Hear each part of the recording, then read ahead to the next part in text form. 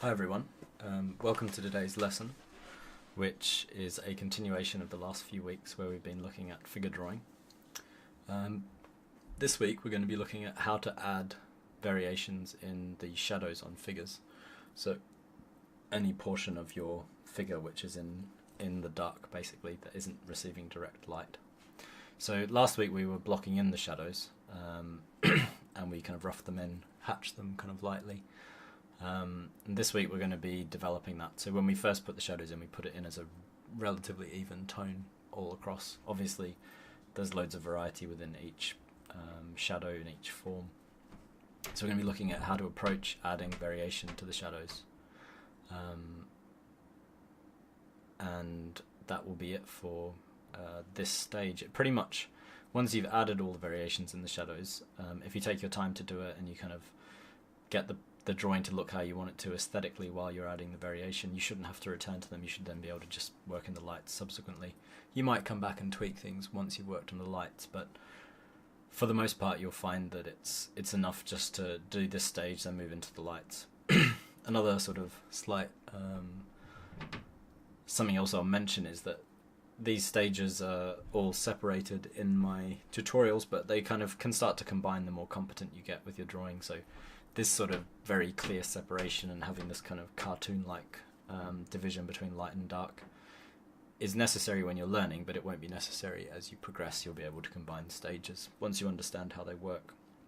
But it's important at this level that you sort of separate things out in order to understand each portion of what you're doing when you're creating a drawing, so you understand what's going on in the shadows, or you understand how the shadows are different from the lights and the whole as well.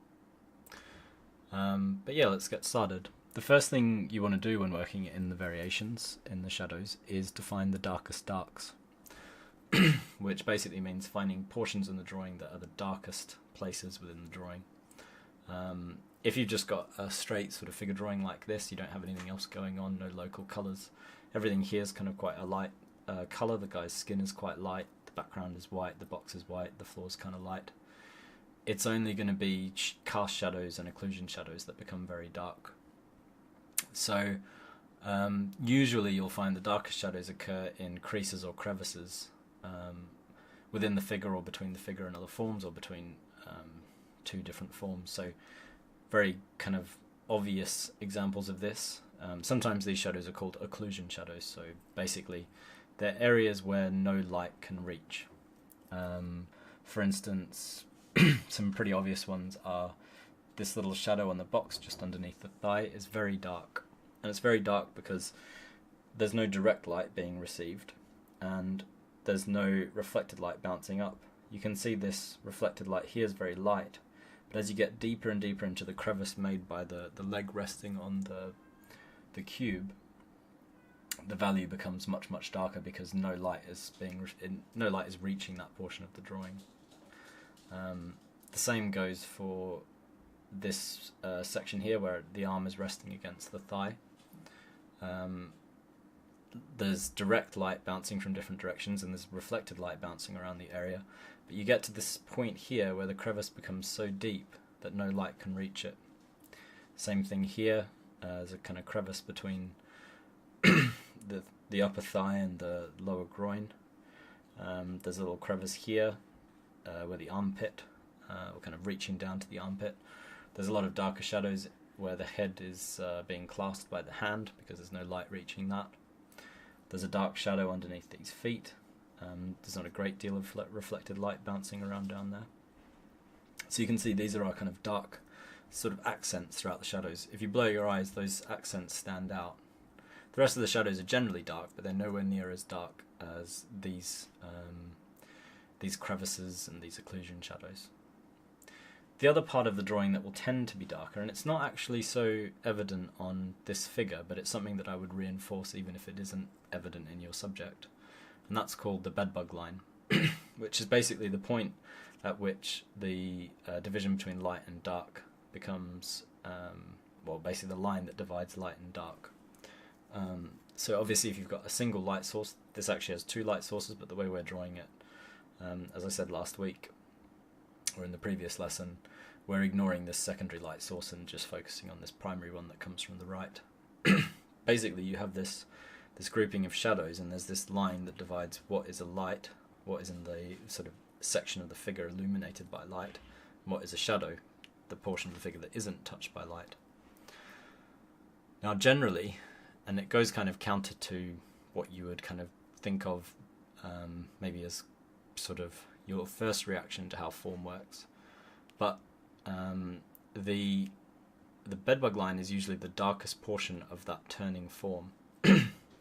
So on this bicep, this division between light and dark will be the area of the arm that is darkest. That's because you get to a point where the halftones are turning and turning, getting darker and darker, and there's a certain point where a plane doesn't receive any direct light from the direct light source. You'll generally get reflected lights which illuminate portions of the form, so you can see in here there's reflected light coming up from the ground, there's that reflected light from the box on the thigh. That will generally, in this instance where there's a light coming from above, the reflected light will bounce from the ground plane or from boxes or from walls back up into the figure and illuminate it. But again, you'll tend to find that the portion of the form in the shadow which receives the least reflected light will also be the point nearest the bedbug line. So it's as though you've got a curving form, part of it is in shadow, it starts light and it gets darker and darker and darker once it reaches the bedbug line from the direct light. Then you have on the other side of the form, the shadow, it'll be lightest here inside the bicep and then get progressively darker and darker and darker until it reaches the bedbug line, which means the bedbug line becomes the darkest point of that shadow. And that generally holds true in most situations. It's not super apparent actually in this drawing. You get it a little bit on the knee, so the knee generally feels a lot darker than the lower portion of the leg that's receiving more reflected light. You get it a bit in this foot, it's a bit crisper. It may be something to do with the fact there's two different light sources competing in this image, but it's certainly something I'm going to play up, so it's actually a deviation from copying my subject. One of those sorts of things that we change to the benefit, usually to the benefit of the drawing. Just lightening my lightest portions of the figure a little bit. You'll find that if you're resting your hand, you'll get a little bit of smudging, but it's usually not too severe. So yeah, that's basically it for finding the darkest points of the figure. We're going to do this, and then we're going to move on and find the reflected lights, which I've already mentioned a little bit. But it's basically, you have this average tone that you've produced. This average tone I've put in is maybe like a value, I don't know, like a value, I can't remember which way it goes up or down, but a kind of mid-ish value, maybe slightly lighter than mid-value. And you're going to have to go all the way to black, basically. So if we quickly, there's these bits that we know are really dark. Let's say, working from the top of the drawing, there's this little shadow in between these two fingers, and it's particularly dark down this back end. So if I just kind of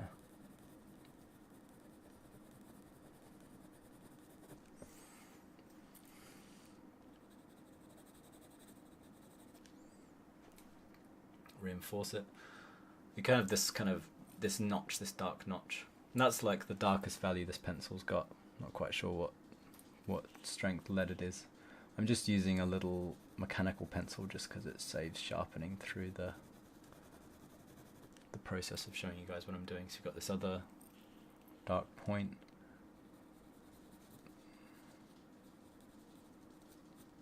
Some stuff going on that finger as well. Usually underneath the nose is one of the darkest points, but it isn't actually in this drawing, partly because the light source is quite low, so I think it's kind of picking up inside it a little bit. But there is a kind of crease here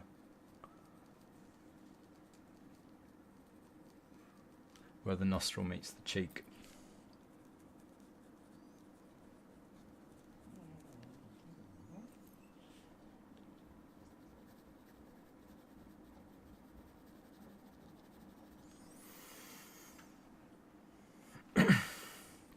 So we'll carry on working down. Something else severely dark, there aren't any more occlusion shadows in this portion. There are bits that get darker and we'll return to those, but at the moment I'm just going to focus on these portions that I would consider to be occlusion shadows.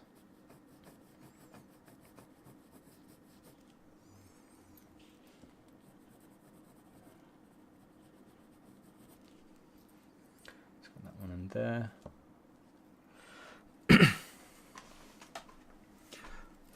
There's a slight kind of, it verges on an occlusion shadow on this edge of the bicep, so I'm just gonna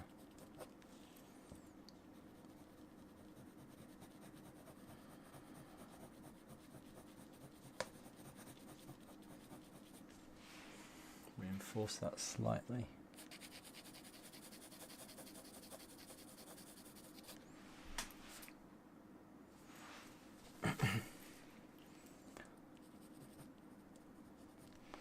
We went slightly overboard with that, but it's not too problematic. I'm going to find these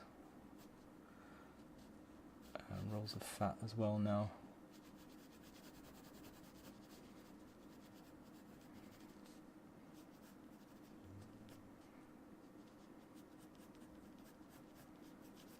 Stunning. You can take this opportunity to also to map out some of the internal forms, because it'll be important kind of as you're working along. If you're trying to figure anything out, feel free to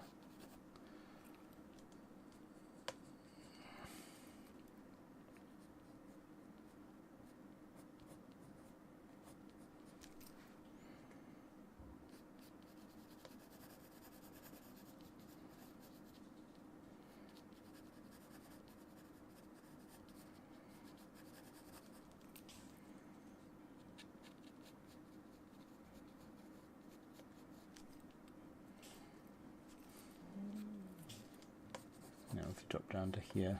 We've also got this crease between the thigh and lower groin, and back down here to this arm.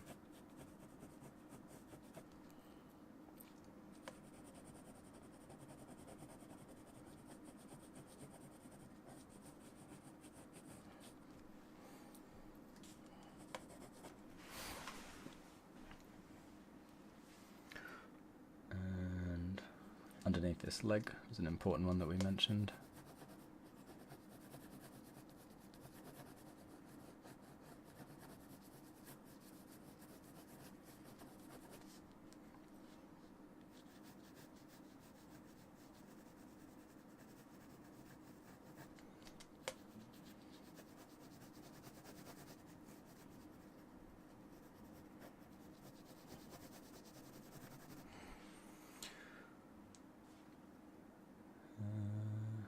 What else do we have left just down here in these portions? While you're working on these sorts of things, so as you're working through the shadows, there's not much detail, or I haven't so far put very much detail into this foot. And you can use finding these initial darks, kind of a way of starting to develop the drawing within your shadows. So far there's not really been too many forms developed.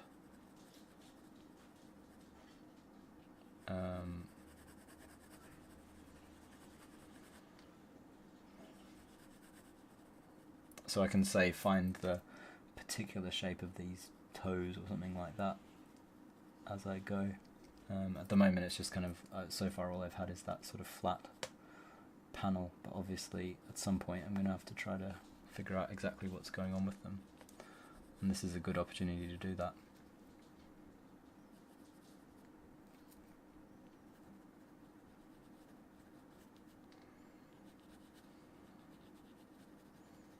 Some little slightly darker notches there. I think it's where the foot's resting against the other foot, but it does seem to be slightly darker, so I'll pop that in. We've also got this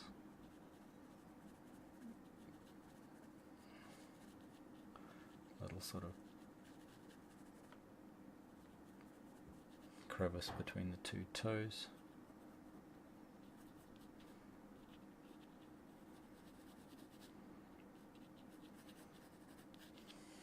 Something like that. And then these toes kind of bunch up a bit, and we've got this shadow which again kind of meets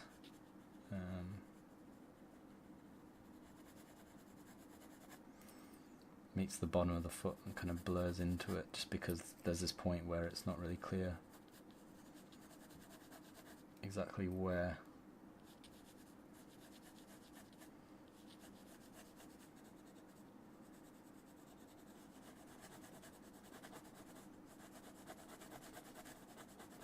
And how they're meeting.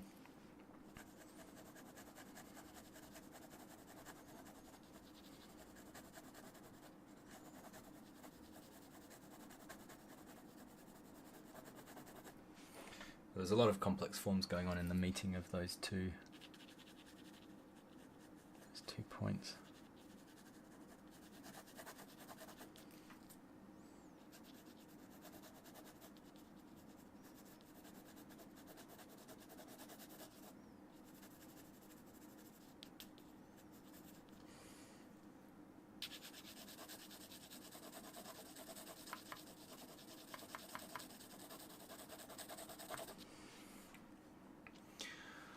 So something like that's probably all you'd need to do. Pretty much all of this section I think is in some sort of shadow. How you want to kind of finish off the drawing is variable, so you could draw the entire background, you could try to leave it as a kind of rendered figure without too much going on around it, so it could just be like the figure kind of on a white page, and you could make sure your paper's all cleaned up. There's different ways of doing it. Probably for this drawing I'll just leave it as it is, just with a kind of white background and a raise at the end. We've got a few more stages to go before we get to that point.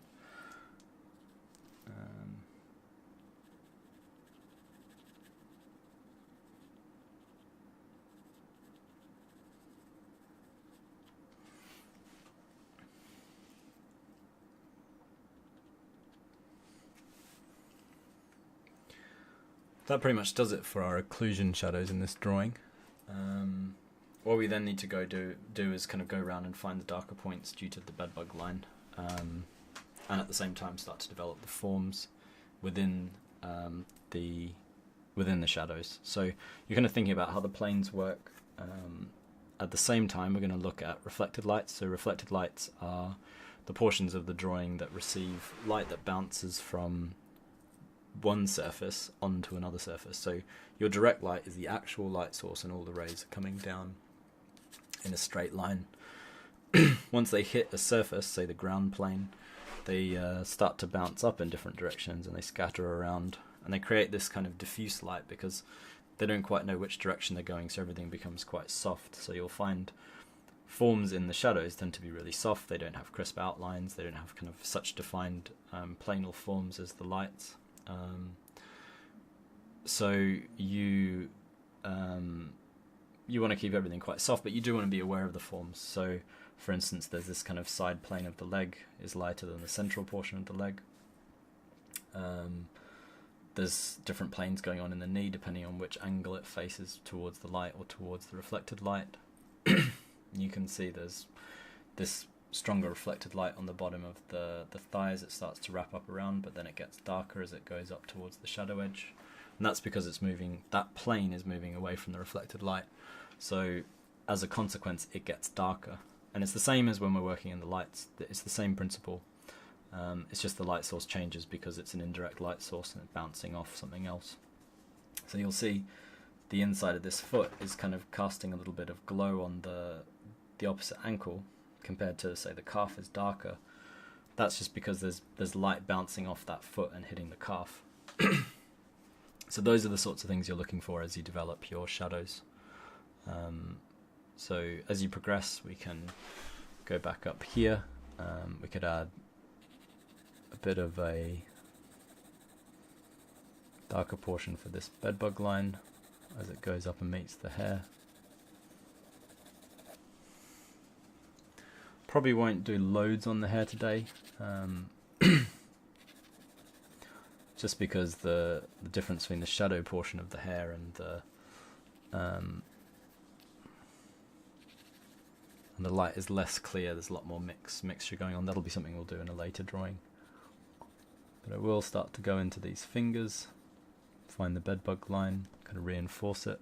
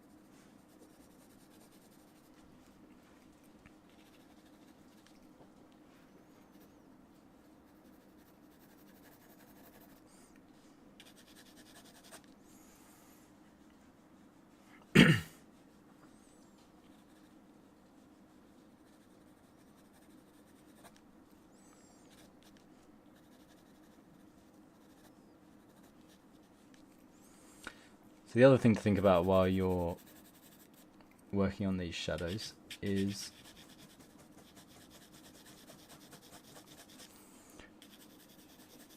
trying to reach the finish that you're after generally in the drawing. So I'm just going for a kind of generally fairly smooth finish without too much sort of hatching apparent. But you can go for different sorts of finishes, so you could go for something that has a lot of hatching.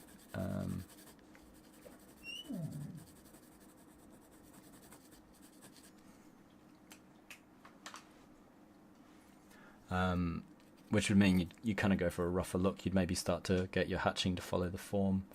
I'm just going for something kind of fairly simple and polished, just because it's more straightforward to go for something like that in the instance of a demonstration.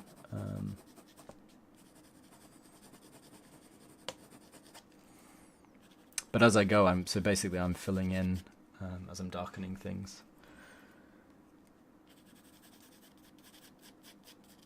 I'm filling in any kind of patchiness in the drawing. So I'm trying to get rid of aberrations and so on. I'm doing quite a lot of guesswork in the forms in this arm, which is kind of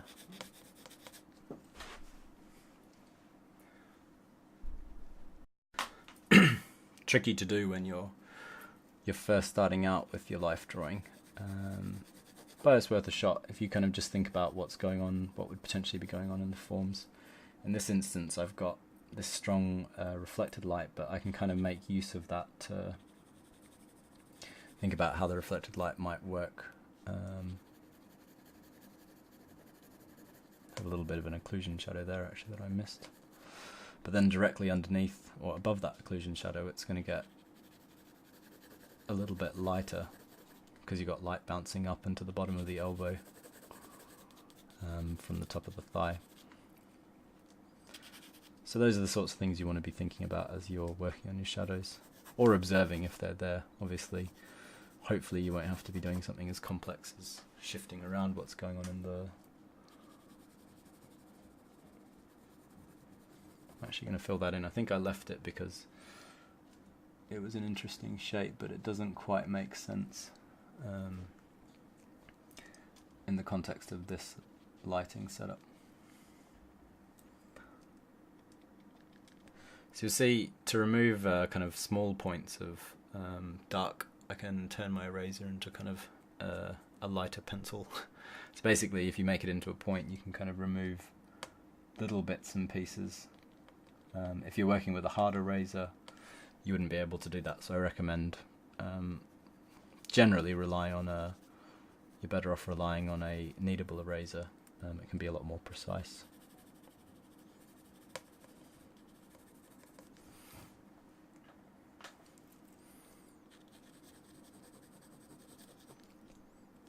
I think last week I spoke about there's this vein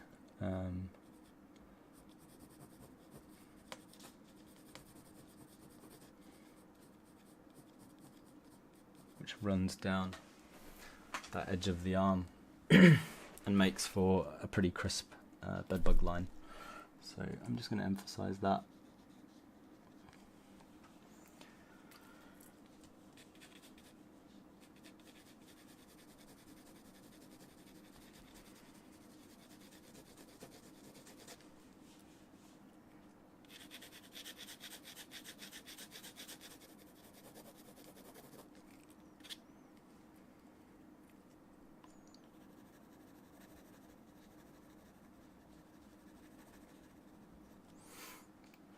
I've also just noticed there's this kind of angle change where the hand has a little bit of a crook in it.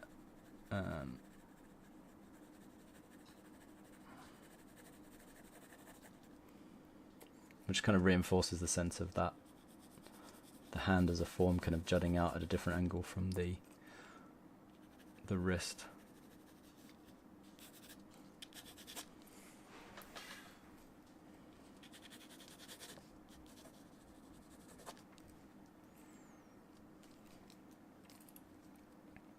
Actually going to do the same thing with this other highlight on the shoulder which doesn't quite fit given the lighting scheme we've decided on, and just darken that in. If I go back here, I can see there is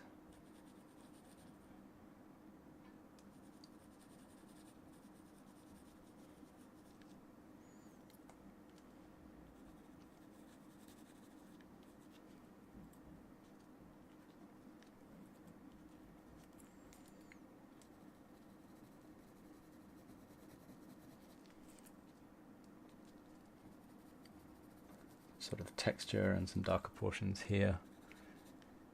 We've got that facial hair.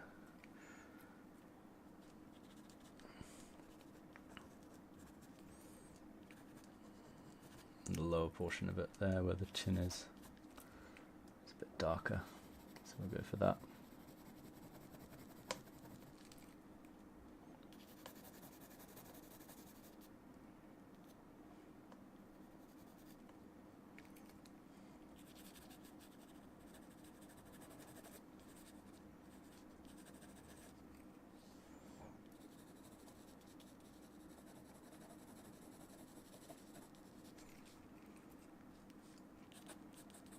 So not being quite so smooth with this section just because it's just a beard, so it doesn't need to be quite as meticulously rendered.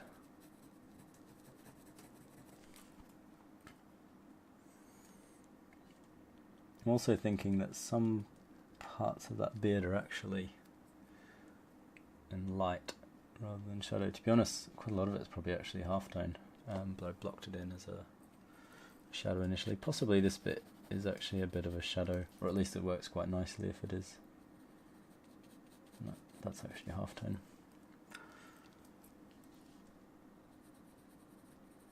I think this bit's a shadow, connects there.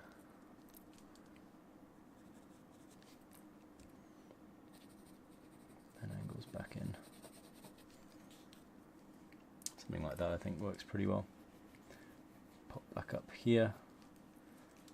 Kind of reinforce this ear. I won't spend too much time on it because it's a bit of a, it's probably a detail we can focus on later. Now this bit here underneath the neck is definitely a shadow. These are the bits I'm not so sure about. But something like that will work.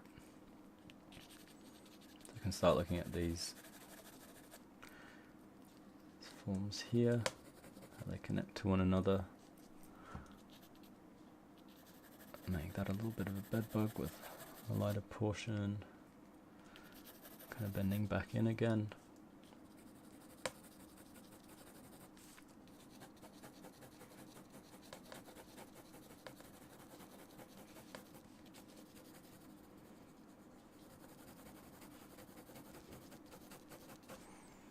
Working back down this bedbug line. I'm primarily doing a lot of darkening just because my initial tone was quite light. So you'll find if you've put in a kind of a darker initial tone, you'll spend a lot of time lightening. If your initial tone is quite light, you'll mostly be darkening, which is probably, I'd say, slightly preferable to be spending your time darkening rather than lightening, just because it's slightly nicer, kind of additive drawing rather than subtracting. Sort of having to erase a lot is not quite as satisfying.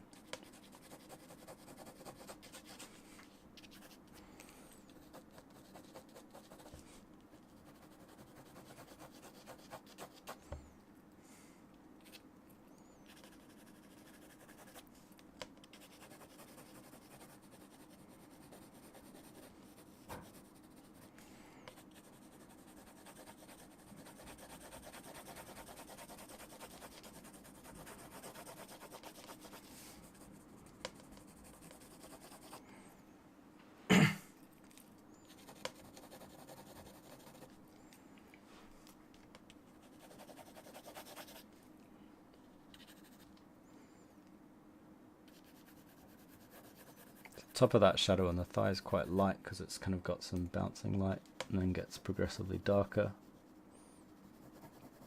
So goes back down towards that little section. Then we've got kind of a little bit of stuff going on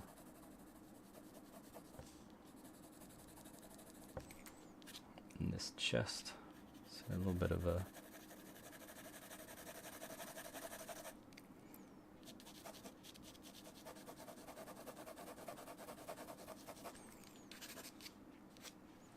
you'll notice I'm kind of trying to patch stuff in as blocks, basically, sort of blocking everything in, which is the approach that I take for the beginning of anything really. As you start to develop something, you just want to start general, so I'm not bothering to kind of go in and shade. I'm just kind of thinking of it as big planes. So you've got a plane underneath here which needs to be darker, and then got this hair that can be a bit more scraggly, but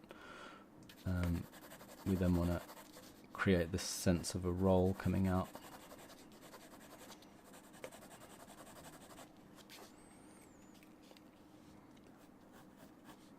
So thinking about how all the forms connect and what sort of shape they are, and how that would affect the value of the shadow.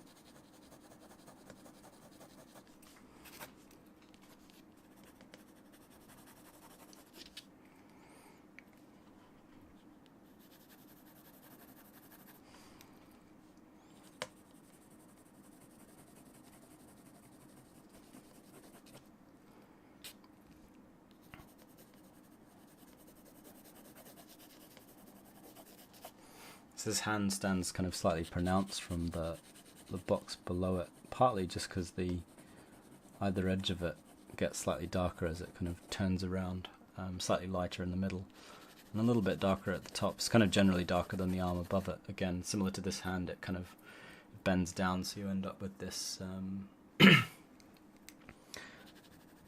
this change of plane, basically, in a very broad sense, the change of plane between the wrist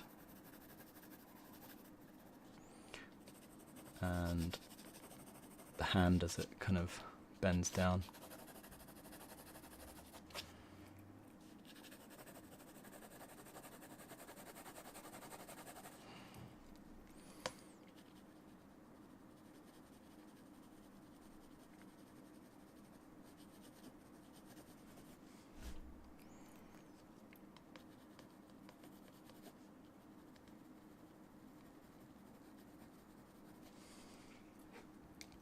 So as I say, I'm trying to bring this to a completion within the shadows, or close to.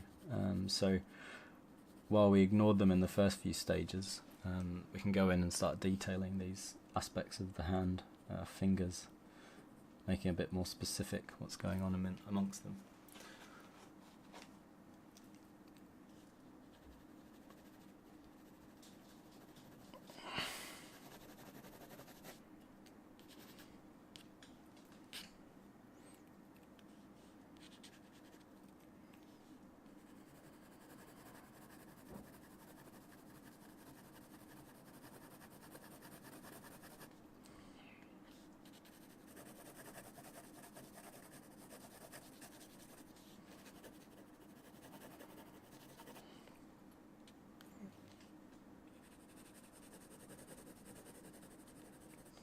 So I'm just working my way progressively down the drawing. Got down to the thigh, so we've got this quite pronounced reflected light. Doesn't actually reach this portion because it's kind of a bit too, I think it angles out from the box, the way that he's sitting, which means that the lighter portion just kind of is this section that hovers.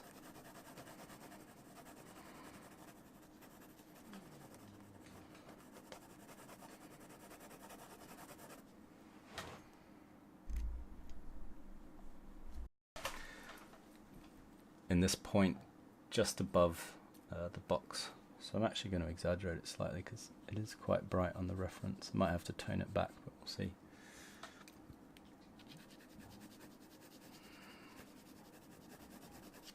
Probably something like that's pretty good. And then the form wraps up.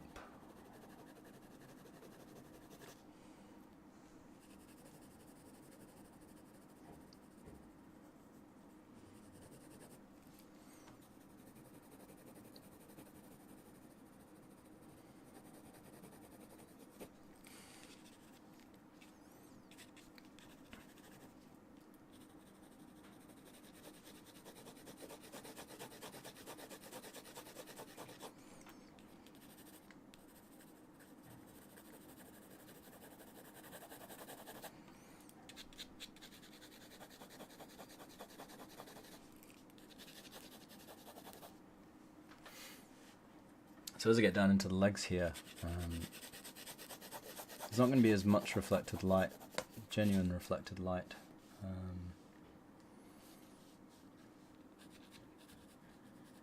Just going to actually change that quite a bit. I'm going to again darken this. I'm going to leave that light. That's from that secondary light source, so I'm just going to ignore it. There's not a great deal of reflected light coming off any kind of sidewall over here, so we're going to imagine it's quite dark on that left-hand side, which means the form will get kind of progressively darker as it wraps around towards that point. We're going to assume there's a bit more refracted light there than you're getting than the Bedbug Line would receive. But you are going to get quite a lot of reflected light coming off this box. So on this far right hand side of the leg is going to be quite a bit lighter just because it's receiving some reflected light off that box. So the form's going to kind of wrap around. And then, as I said, you also have this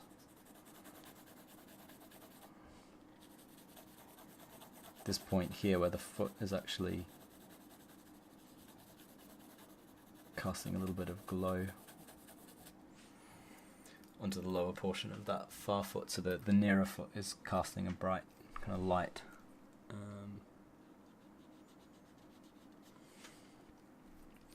Which we can kind of emphasize.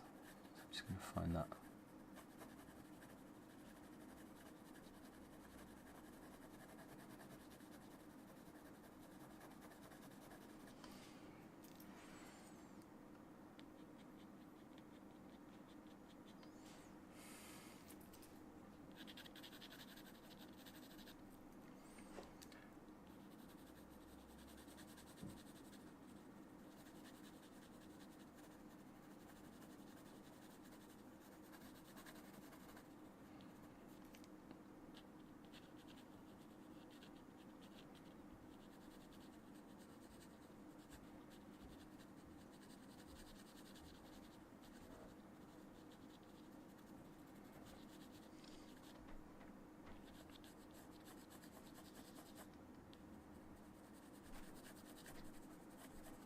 So as I said, this bedbug line on the lower foot's quite strong.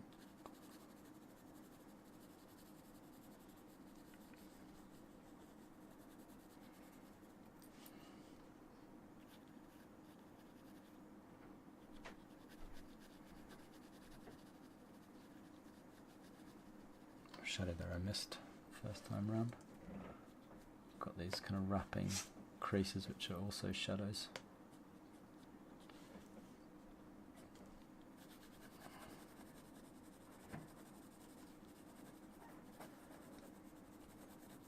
There would be quite a bit of reflected light coming up off that floor, so we're going to make sure we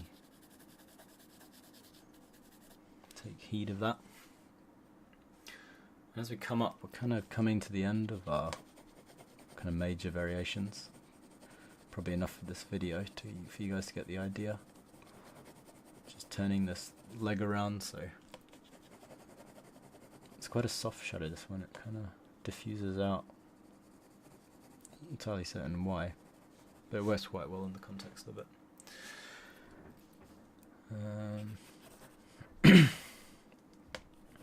Yeah, so what do we have after? We have this lower leg, which again we'll just kind of block in as a general.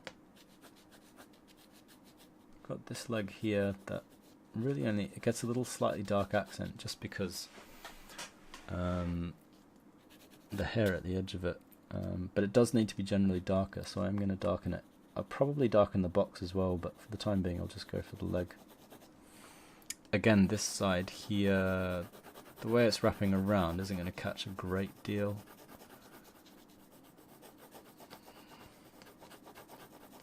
Of reflected light off the box, probably not as much as this other side is.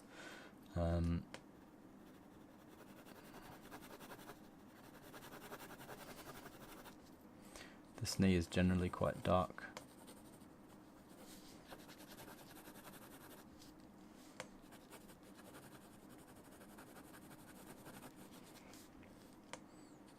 There's a subtle shadow just down there on the underside of the leg.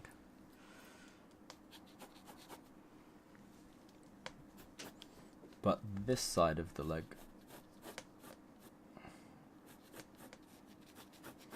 is getting a lot of reflected light. And there's actually quite a big shift from the value of the box behind. Actually not quite a shift, it's quite similar, but there's a sense of distinction between the two. Lock it in something like that for now. I'm going to run down the centre of the leg, which is kind of a version of a bedbug line because you've got these two portions of reflected light on either side of it. It's kind of down the shin bone here. I might connect it to that bit. But as it wraps down, you start to get reflected light bouncing back up.